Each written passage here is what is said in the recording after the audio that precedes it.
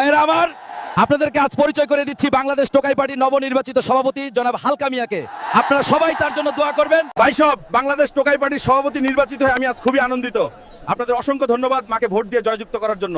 আপনাদের সেবাই হবে আমার লক্ষ্য। ভাইয়েরা আমার, আপনারা সবাই আমার পাশে থাকবেন। আমি এই এলাকার চেহারাই পাল্টাই দিব। আসেন সবাই দলে দলে টোকাই পার্টির ছায়া তলে। স্যার, একটা এনজিও থেকে একজন কর্মকর্তা এসেছেন। তিনি এলাকার দরিদ্র মানুষদের মাঝে কিছু কম্বল বিতরণ করতে চান। এ বিষয়ে তিনি আপনার সাথে কিছু কথা বলতে চাচ্ছেন। বাহ বাহ, বেশ তো, উনাকে ভিতরে নিয়ে আসো। এই টোকাই পার্টির কাজই তো মানুষের সেবায় সর্বদা নিজেকে নিয়োজিত রাখা, মানুষের সেবার তরে জীবনটা বিলিয়ে দিতে চাই। স্যার, আমরা আপনার মাধ্যমে এই এলাকায় গরিবদের মধ্যে 500 কম্বল বিতরণ করতে চাই। আমরা চাই আপনি টোকাই পার্টির সভাপতি হিসেবে এই কাজটি করুন। বাংলাদেশ টোকাই পার্টি গরিবের পার্টি, শীতে কম্বল বর্ষায় ছাতা, আপনাদের সেবাই আমার মাথা ব্যথা। উন্নয়নের বন্যায় ভেসে যাবে অন্যায়। স্যার, আপনি কিন্তু বেশ জাউরা আছেন। কম্বল দেওয়ার কথা ছিল 500, দিলেন মাত্র 100, বাকি সব কয়টাই আপনি মাইরা দিলেন। এইটাই তো বাংলাদেশের রাজনীতি। হালকা পাতলা চুরি না করলে হইব না। তুমিও 4-5টা কম্বল নিয়ে যাও।